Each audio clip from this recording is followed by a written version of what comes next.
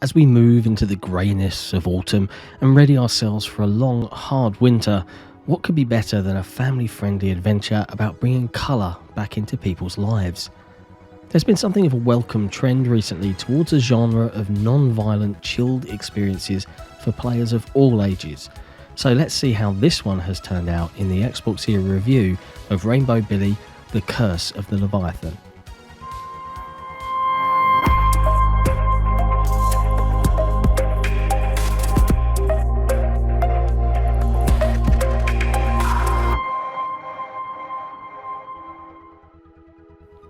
The game begins with gender-neutral character Billy talking to their friends whilst exploring the world of imagination to find positive thoughts and colourful sparklers for the evening's Festival of Colour. After some basic platforming and a few mini-games, the fireworks begin to everyone's delight. Everyone except one, that is. Indeed, it wakes the miserable Leviathan from his slumber beneath the ocean. In an act of petty revenge, he drains all colour from the world and Billy is forced to escape on the Friendship, a boat based on a rubber duck, to a nearby island. Billy must then travel from island to island. I believe there are around 85 in total for you completionists out there, platforming, gathering coins, solving environmental colour-based puzzles and making allies via a novel take on turn-based combat. Eventually, if you collect 3 different colour orbs by successfully working 3 end-of-level bosses through their issues, you're able to confront the Leviathan himself and attempt to bring colour back into Billy's world. Presented in a bright 2.5D visual style, the game is a delight to look at. Billy can run and jump as standard, but is also able to spin and roll in order to traverse the world slightly faster. Early on in the game, Billy collects a fishing rod or punching rod called Rodrigo. As the game progresses, Rodrigo is able to carry out more and more tasks to help you on your way. Starting with the ability to punch barrels and uncover coins, he picks up new skills and is soon able to be used as a grappling hook to swing between balloons suspended in the air, and eventually can act as the Billycopter, where upon double jump causes a transformation into a propeller and allows Billy to fly down to lower locations or ride air currents to get onto higher platforms. After landing at each island, players are required to scavenge for coins or useful objects, solve puzzles to allow further access, and battle any monochrome animals that impede your progress. There are 60 of these creatures located throughout the game, and successful non-violent turn-based combat allows Billy to befriend them and add them to their cause. The battles or confrontations take place within what looks like a pizza box and start simply but become more complex as the game continues. The object of the combat is to talk your opponent through whatever issue is bothering them. These are different for every creature you find, whether it is suffering from shyness, being bullied, being a practical joker to get attention, or one of many mental health issues. Selecting the right statement encourages your opponent and displays some of their hidden shapes and colours, which in turn enables your animal friends to recover these colours via the successful completion of some very short minigames. Once you've recovered all of an enemy's hidden shapes and colours, you restore colour to the individual and they become a friend. Returning colour to all of the creatures on an island returns colour to the island itself. However, if your morale meter hits 0 during combat due to selecting incorrect words of comfort or failing any of the minigames, you'll be thrown out of the fight and have to start again from the beginning.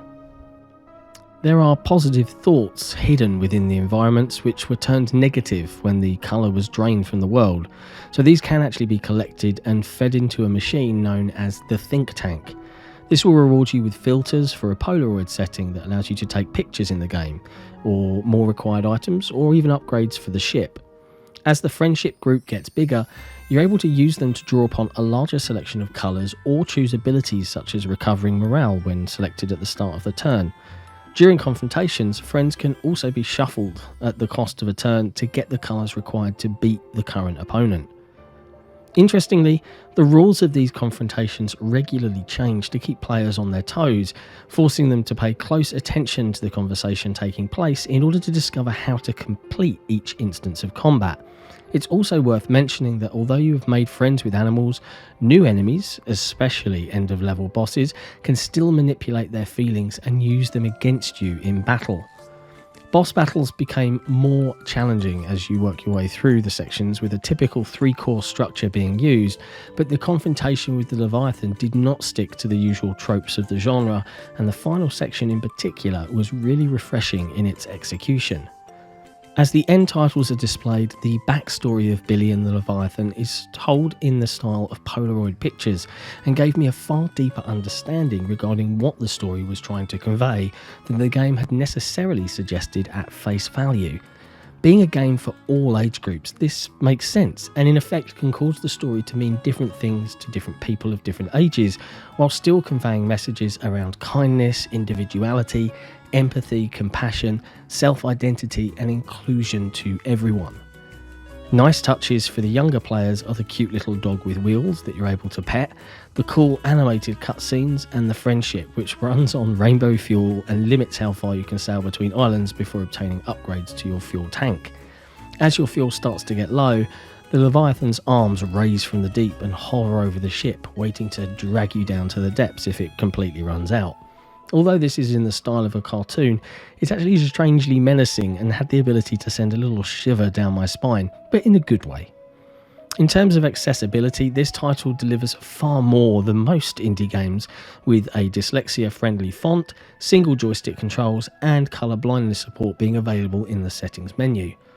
If you are interested in platforming, exploration, colour-based puzzles, turn-based combat and minigames, Rainbow Billy: The Curse of the Leviathan has everything you could want for a leisurely 10 to 12 hour playthrough. This is a story about communication, listening to others, and being empathetic to their point of view. During these divided times, this is a great message to be putting out into the world, so I applaud Manavoid Entertainment and Skybound Games for what they've created here. Thanks for watching. If you enjoyed this review, be sure to hit subscribe and ring that little bell so that we can let you know when we drop in some fresh content. And we'll see you next time.